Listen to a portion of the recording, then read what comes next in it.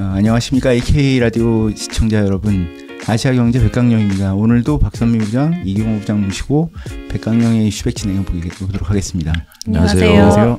박 부장님, 오늘은 어떤 주제를 가지고 말씀하실까요? 네, 저희 부서에서 요즘에 기획 기사를 내보내고 있는 주제인데요. 네. 노잼 도시에 대해서 한번 알아볼까 합니다. 네.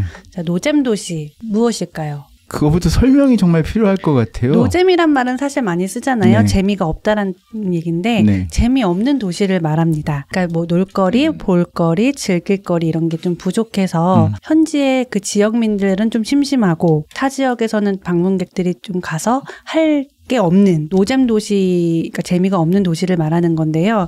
사실 도시가 재미있다 없다는 굉장히 주관적이고, 도시는 재미있다고 하는데 주관적인 관점에서 이 도시는 재미없어라고 해서 기사를 쓸 수는 없잖아요. 그래서 이제 노잼 도시를 좀 걸러내기 위해서 여러 가지 좀 알아봤어요. 네. 일단은 각 지역 단체가 스스로 자기네들이 이제 노잼을 탈피하기 위해서 어떠한 프로젝트를 하고 있을 경우 노잼이라는 단어를 스스로 많이 언급하더라고요. 그렇죠. 그래서 그런 것들을 일단은 조사를 해봤고, 그다음 빅데이터를 이용해서 그 SNS에서 이제 일반 시민들이 노잼 도시라는 단어를 쓰면서 지역을 언급한 지역들을 순위를 정해서 상위권을 한번 뽑아봤습니다. 근데 이 두 가지가 정확하게 일치했어요. 대표적으로 이제 노잼 도시라고 사람들이 많이 부르고 있는 지역이 대전, 울산, 광주, 청주 이렇게 나옵니다. 가보셨나요? 뭐 가보긴 다 가봤죠. 이 부장님은? 네, 가봤습니다. 저는 사실 서울에서 태어나서 그런지는 모르겠는데 이 네 지역 중에서 광주를 올해 처음 가보고 나머지 3개 지역은 가본 적이 없습니다. 저 같은 사람이 요즘 MZ들 사이에서도 많을 거라고 생각을 해요. 왜냐하면 그 자신의 그 지역 생활하는 그 지역을 벗어나서 가려면 거기를 굳이 가야 하는 이유가 있는 건데 예를 들어서 뭐 속초, 양양 이런 곳은 요즘 서핑도 유명하고 바닷가라는 그게 워낙 유명하고 여름 휴가지 이런 거로도 많이 대표되고 있어서 방문을 하지만 사실 대전, 울산, 광주, 청주 하면 떠오르는 이미지가 사실은 가서 뭘 하고 놀아야지 한 떠오르는 이미지가 없잖아요. 네. 그래서 저 같은 사람이 좀 많을 거라고 생각을 하고 제 일화를 하나 말씀드리면 올해 광주를 처음 가게 된 계기가 전라남도 여행을 하면서 무안, 목포 자동차로 가다가 한 번에 올라오기가 힘든 거예요. 서울까지. 그래서 어딘가 한 번은 들려서 허리를 펴야 되는데 어디가 좋을까 하다가 광주가 있었어요. 그래서 광주에 갔어요. 근데 사실 광주에서 뭘 하면서 시간을 보내야 될지를 잘 모르겠는 거예요. 그래서 그냥 커피 한 잔 마시고 바로 올라왔던 기억이 있습니다. 말씀 듣고 나니까 이제 서울에 사는 사람들이 지방에 간다라고 할 때 여행을 가거나 뭐 특별한 목적이 있어서 예를 들어 지리산, 설악산, 동해안, 강릉 이런 곳에는 많이 가게 되지만 울산, 광주 이런 데는 많이 안 갈 것 같은 생각이 들기는 하네요. 근데 그렇죠. 제 경우에는 이제 울산 이쪽은 취재하면서 거의 공장들이 많고 그래서 왜 가본 적들이 있는 것 같고, 광주 같은 경우는 학생 운동 뭐 이런 데 성지 이런 데가 많아서 어린 시절에 많이 갔던, 많이까지는 아니고 가끔 가봤던 기억이 나는데 일반적으로 유명한 도시들이긴 하지만 굳이 찾아갈 일은 생각해보면 내가 스스로 뭔가 이유 없이 갈 도시는 아닌 것 같다는 생각이 들긴 하네요. 그런데 이제 그 노잼 도시라는 용어 자체가 워낙 SNS상으로 유명세를 탔던 단어다 보니까 SNS는 주로 젊은 층이 많이 하잖아요. 네. 그래서 이제 이런 지역들의 그 젊은 층 인구 유출 문제랑도 또 연관이 있어서 지역 단체들은 굉장히 이 문제를 조금 심도 있게 보고 있습니다. 그래서 저희가 한번 챗 GPT로 한번 물어봤어요. 요즘에 AI 생성형 AI죠. 대전, 울산, 광주, 청주. 그러니까 사람들이 많이 노잼 도시라고 부르는 이 지역 4곳의 그림을 한번 그려봐 달라. 뭐가 유명하니? 하고 물어봤는데 실제로 대전을 그려달라고 했더니 성심당 빵집을 가장 중심에 가장 많은 부분을 차지해서 그렸더라고요.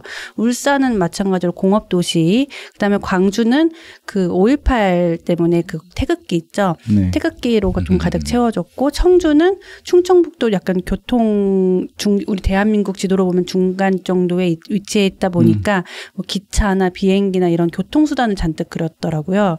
마치 뭐 한 지역에 대표되는 랜드마크나 이런 것들이 좀 없이 좀 밋밋한 그림이 그려져 이루어져서 저희가 이번 기획을 하게 된 기획 의도 그 노잼 도시를 실제로 가서 그럼 정말 재미가 없는 것인가 한번 좀 보고 그럼 지역단체들은 이 노잼 도시를 꿀잼 도시로 탈바꿈하기 위해서 어떠한 노력을 하고 있는가 뭐 이런 해답을 찾는 과정으로 이제 기획을 하게 됐습니다. 4개의 그 노잼 도시라고 불리는 곳들이 정말 재미있냐 없냐를 알아보는 과정에서 사실 취재를 하다 보면 지역민들은 또 생각이 또 다르더라고요. 너무 살기 좋고 공기도 좋고 자연 그 경관도 실제로 알려진 것보다 너무너무 아름다운 곳이 많은데 왜 노잼인지 이해할 수 없다는 반응들이 또 있었고요. 또 반대로 실제로 이 지역 내에서는 인프라들이 많이 부족하다 보니까 뭐 서울이나 근처에 있는 대도시로 젊은 층들이 많이 놀러 간다던가 그래서 정말 재미가 없어서 지역단체 시장님들이 이 부분을 좀 신경을 썼으면 좋겠다라는 그런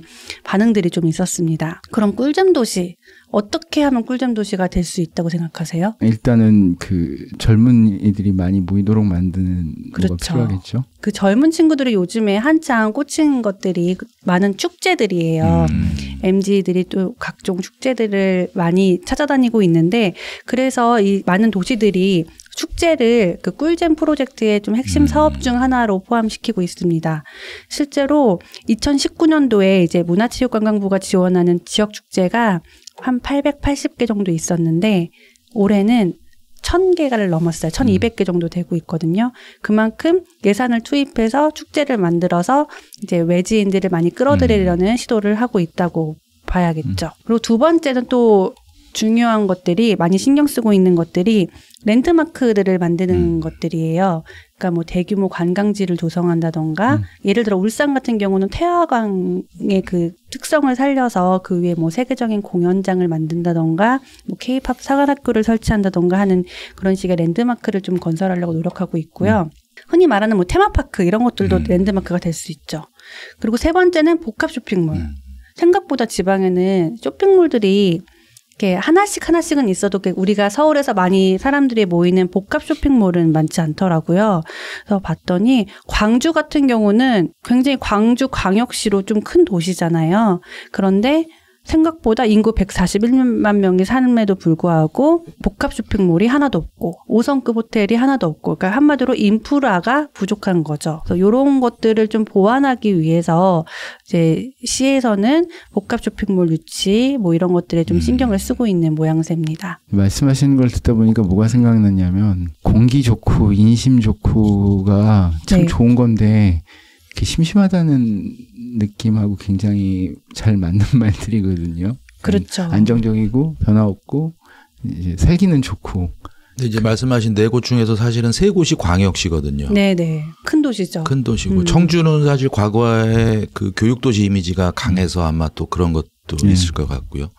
광주 같은 경우는 아마 복합 쇼핑몰이나 이게 들어서는 게 그 시도는 많이 했는데 아마 지역 상공인이라고 해야 되나요? 그런 분들이 그쵸. 많이 또 골목 상권 때문에 반대를 많이 하다 보니까 오히려 그러니까 그것 때문에 오히려 더 인프라가 조금 더 뒤처지지 않았나 또 그런 생각도 듭니다. 그래서 한번 찾아봤어요. 그 백화점 쇼핑몰 이런 복합 그 쇼핑몰들을 왜 그렇게 시들이 유치를 하려고 노력을 하고 있나 봤더니 그 현지인들이 각 지역의 현지인들이 내비게이션에서 가장 많이 검색한 관광지 상위권이 실제로 백화점 쇼핑몰이 많이 거의 싹쓸이 하다시피 하고 있더라고요. 그래서 꿀잼 도시 만들기 프로젝트에 나선 이 4개 도시들이 그 교통 기차역 버스터미널은 있으니 여기에 이제 호텔과 백화점과 각종 쇼핑몰을 붙여서 젊은 친구들이 오면 붙잡아둘 수 있는 요인을 좀 만들자라고 노력을 하는 것 같아요. 그 대전 성심당 같은 경우 대표적인 사례가 성심당을 보통 가서 젊은 층들이 성심당이 하도 유명하니까 궁금한 거예요. 그래서 대전에를 가요. 근데 성심당 빵을 사요. 그다음에 할 게 없는 거예요. 그래서 그냥 기차 타고 집에 온답니다. 그래서 사실 KTX가 대전까지 뭐 1시간이면은 반나절만 해도 갈 수 있는 거예요. 근데 이런 것들이 사실 시 입장에서는 굉장히 아쉬운 점이에요. 이들을 좀 더 묶어놓고 이왕이면 1박 더 숙박을 해서 그 지역 경제에서 뭐 쇼핑을 한다던가 즐길 거리를 즐길 수 있으면 지역 경제도 살고 또 도시도 활기가 넘치고 그러니까 이제 이런 노력들을 하는 거죠. 근데 1인당 구매력이나 소득 수준으로 봤을 때는 울산이 아마 제일 높지 않을까 싶은데요. 울산이 돈을 쓰는 이제 많이 쓰는 이제 친구들, 젊은 친구들이 많으면 네. 좀 이렇게 지역 소상공인들 있는 카페도 많이 가고 그렇죠. 돈을 쓸 텐데 실제로 울산이 대학이 없어서 젊은 층 인구가 굉장히 적더라고요. 그래서 사실 울산도 이 부분은 많이 고민일 거예요. 공업도시라는 이미지가 한때는 울산을 알리는 계기가 됐지만 이제는 젊은 층을 좀 유입시키고 이제 좀 소비를 활성화시키려면 이제 이런 이미지에서 이제 탈피해서 다양한 좀 키워드를 갖는 게 좀 중요하다고 느낄 것 같아요. 광주 같은 경우는 사실 맛집이 많잖아요. 그렇죠. 전라도니까 맛집이 많을 거라고 생각을 하는데 실제로 광주에 가서 뭐 택시 기사님들한테 광주에 가면 뭘 먹어야 돼요? 라고 물어보면 딱히 대답을 못 하더라고요. 그냥 다 맛있는 거긴 한데 우리는 뭐가 유명해? 우리는 어느 집이 유명해? 이렇게 딱 말을 못 하더라고요. 마찬가지로 광주에 왔는데 어디를 가야 돼요? 라고 물어봤을 때 한참을 생각하시더라고요. 택시 운전을 오래 하신 분들도 좋은 곳은 많은데 딱히 떠오르는 키워드가 없는 거예요. 맛집은 정말 아무 데나 가서 먹어도 맛있기 때문에 네. 어디를 특별히 말을 못 해주는 걸 가능성이 큰다고 생각이 드네요. 그러니까 도시 이미지라는 게 사실은 아까 뭐 축제 같은 것도 말씀하셨지만 과거에 화천군이라는 거는 네. 화천은 사실은 그 군사도시거든요. 근데 화천에서 산천어 축제를 하지 않았습니까? 그래서 수백만 명이 몰리고 하면서 사실은 지역 이미지, 경제 효과도 많이 하고 또 뭐 전남 같으면은 그 나비 축제 하면은 한 평이 다 이렇게 등식이 성립이 되는 거잖아요. 그렇죠. 사실은 앞서 말씀하셨던 대전 같은 경우도 과거에 성심당 이전에는 엑스포 대전을 대표하는 수십 년 동안 그거였거든요. 사실은 저는 군 생활을 대전 계룡대에서 해서 대전하면 군대가 생각이 나서 그렇습니다. 아까 말할 때 약간 좀 키워드가 그래서 되게 그렇죠. 중요한 것 같아요. 네. 우리 지역은 뭐가 굉장히 유명해라고 이제 지자체들이 그런 키워드 찾기를 좀 잘 해야 된다는 생각이 들었는데요. 키워드를 만드는 과정에서 이제 지자체들이 그 랜드마크를 만들 때 예산을 사실 되게 많이 편성을 해서 박물관도 만들고 전시관도 만들고 그 키워드를 만들기 위한 작업들을 하고 있는데 사실 여기서 좀 눈여겨봐야 될 점이 우리나라에 정말 많은 그 박물관, 전시관 이런 시설들 중에 공공시설들 중에 정말 예산이 많이 투입이 됐는데 방문자가 뭐 정말 소소한 그래서 방문자가 와야 시설에 불을 켜는 이런 것들이 생각보다 많더라고요. 그래서 적자 운영도 굉장히 많고 이래서 과연 정말 이렇게 큰 건물들을 짓고 큰 전시시설을 만든다고 해서 사람들이 찾아올까? 그건 너무 수동적인 생각이라는 게 들고요. 어떻게 보면 뭐 축제 이런 것도 좋을 수 있지만 젊은 층이 정말 좋아하는 키워드를 찾아서 거기에 맞춰서 좀 만들어야지 너무 서울에서 유행하는 뭐 쇼핑몰이나 뭐 랜드마크 이런 것들 그대로 가져가서 따라하는 거는 만들 수도 없죠. 그러니까 현실적으로 정치적으로 불가능한 얘기고 마찬가지로 힘들긴 해도 가령 우드스탁 뭐 이런 식의 그 뭔가 축제 이런 문화적인 현상 혹은 장소 스팟을 만드는 것들은 좀 시도를 해볼 만한 것 같아요. 그리고 우리나라가 지금 문화, 예술 이쪽으로 특히 K-팝 이런 것들이 있기 때문에 충분히 가능하지 않나라는 생각이 드네요.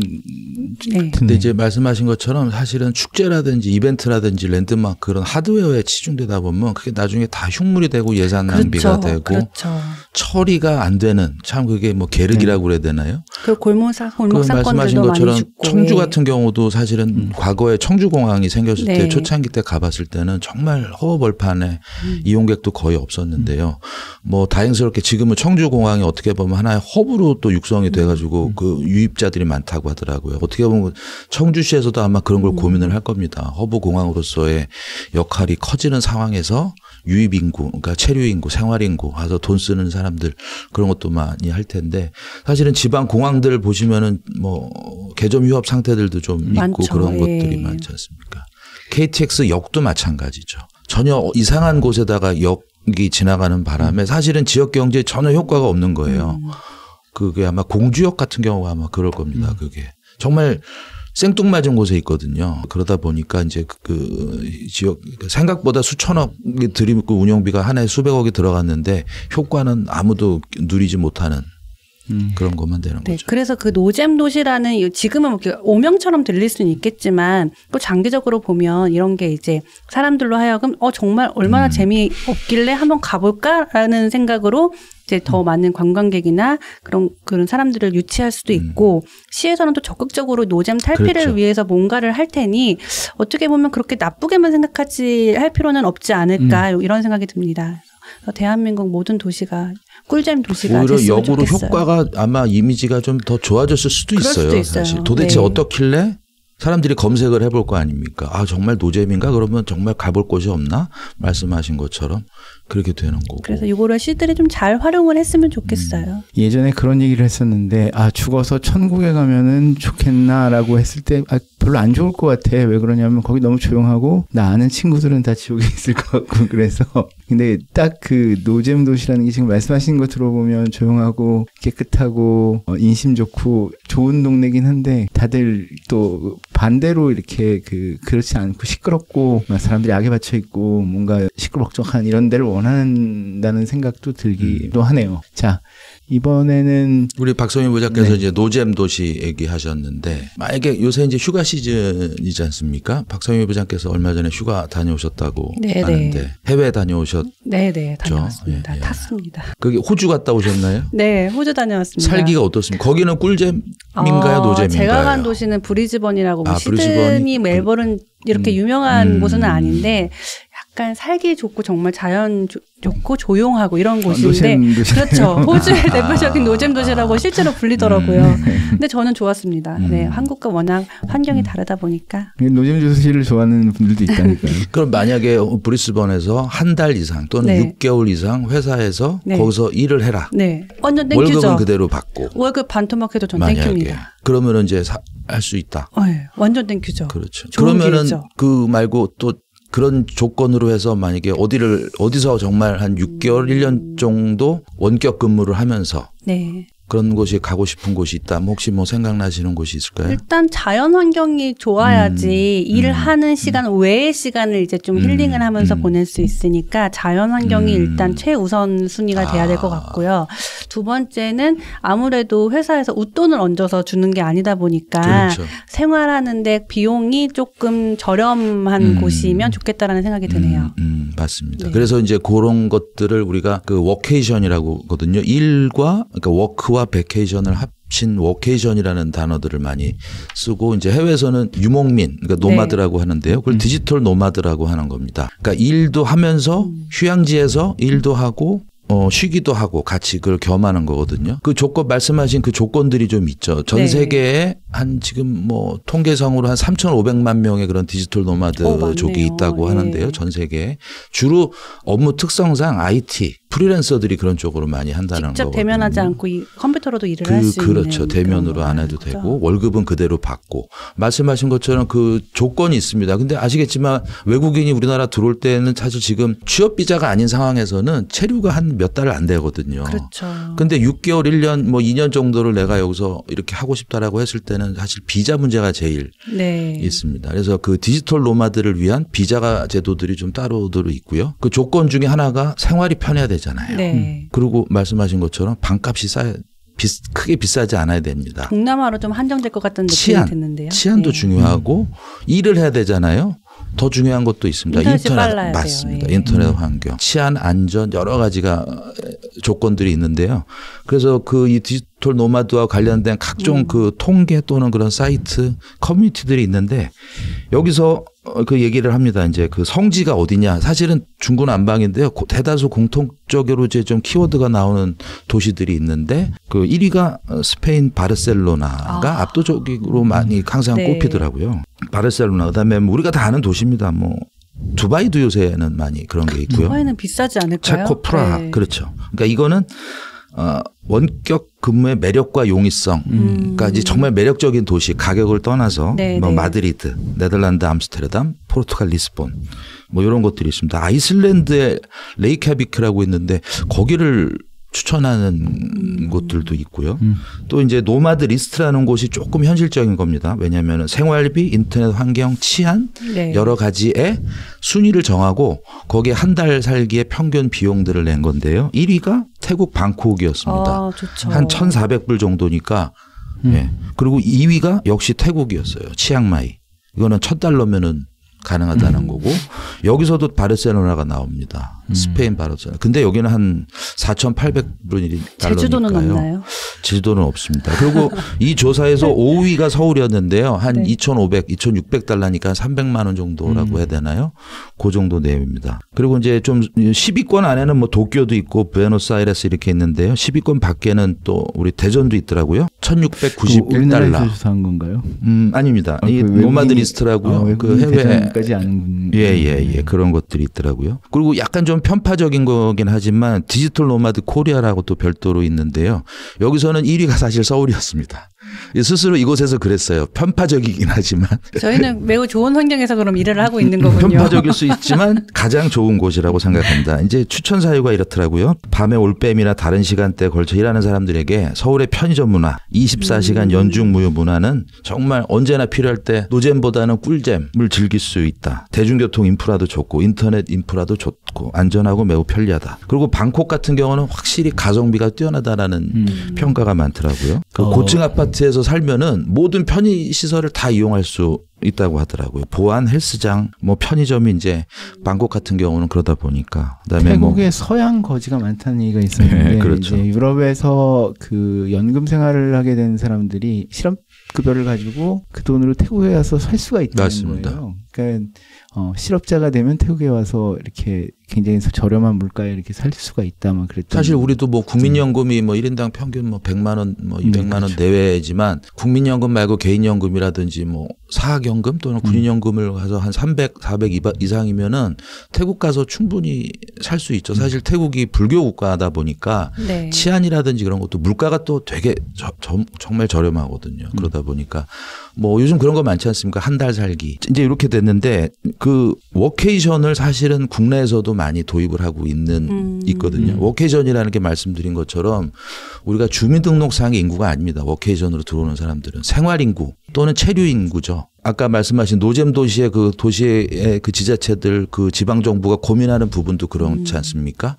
주민등록상 인구를 늘리기는 어려운데 네. 많이 사람들이 와서 생활하고 체류하고 돈을 쓰면은 도시의 활력이 그렇죠. 늘어나지 않습니까? 그래서 사실은 지금 우리나라도 저출산 뭐 인구 소멸 얘기 나오는데 워케이션이 하나의 대안으로 떠오를 수도 대안이 돼야 된다라는 게 얼마 전에 CNN에서 이렇게 분석을 좀 했더라고요. 그 워케이션이 사실 서양에서는 좀 더 자유로운 분위기인데 그렇죠. 이제 국내에서는 그런 문화들이 있잖아요. 기업에서 이제 맞습니다. 회사를 안 가면 일을 안 한다라는 약간 그런 고정관념이 좀 있어서 사실 맞습니다. 해보면 또 그런 건 또 아니잖아요. 인터넷으로도 충분히 일을 할 수 있는 업무 영역이 있는데 마치 이렇게 눈에 안 보이면 일을 안 할 것만 같은 그런 느낌 때문에 많이 이렇게 활성화되지는 못하고 있는 것 같아요. 좀 다른 측면도 있는 게 예를 들어서 이제 전 다음 시절에 이제 본사를 다음이 제주도로 이전을 그렇죠. 했었는데 처음엔 다들 야 너무 좋겠다. 그 제주도 이렇게 제주도 푸른밤도 있고 바닷가도 있고 자연환경도 좋고 그런 데서 일을 하고 그러면 너무 좋지 않을까라고 얘기했는데 일하는 사람들은 이렇게 좋아하지 않더라고요. 그 다음만 있는 게 아니고 저 RG 말씨 이런 거 만든 이소프트도 비슷하게 본사를 제주도로 옮겼었는데 현실적으로 일을 다 서울에서 하게 되고 그 제주도에 가서 내려가서 일하던 분들 그렇게 좋아하지 않더라고요. 그리고 넥슨도 말하자면 NXC라고 이제 그룹이 하는 역할을 하는 데가 이제 제주도에 본사 비슷하게 있는데 실제로 제주도에서 일하는 사람은 거의 없고 일본에서 일한다든가 일본 동경 이런 데가 그렇죠. 되겠죠. 그러니까 근무지가 아니고 만약에 이제 제주도다 그러면은 사실은 워케이션의 원조는 제주도입니다. 네, 지금도 그 공공형이라고 그래야 되나요? 거점 오피스가 2곳이 있고요. 민간형도 한 오피스가 한 18곳이 있습니다. 이제 누구나 자유롭게 내려와서 거기서 일을 하고 쉴 수 있고. 그러니까 쉰다는 게 강제로 쉬라는 건 아니고 그러니까 충분히 원격 근무를 하면서 할 수 있다라는 게 이제 제주도고요. 사실은 제주도가 최근에 또 하나 조금 업데이트를 해놓은 게 런케이션이라고 만들었더라고요. 러닝, 학습과 베케이션. 그래서 제주대학교하고 중앙대학교 같이 협약을 맺었다고 합니다. 그래서 계절 학기를 교류를 하는 거예요. 네. 그래서 중앙대생이 제주도를 가서 일정 기간 거기서 수업을 받으면 학점을 인정받는 거죠. 그러니까 제주도 입장에서는 좋은 거지 않습니까? 그렇죠. 외부에 대학생들이 들어와서 하는 거고. 그리고 사실은 인구 소멸 지역에서 이런 그러니까 많이 노력을 할 수밖에 없는 겁니다. 말씀드린 것처럼 주민등록상으로 인구를 늘리기가 쉽지 않다 보니까 들어와서 생활 인구를 많이 해서 그 중에 하나의 방편으로 워케이션을 많이 좀 유도를 하려고 하는 거죠.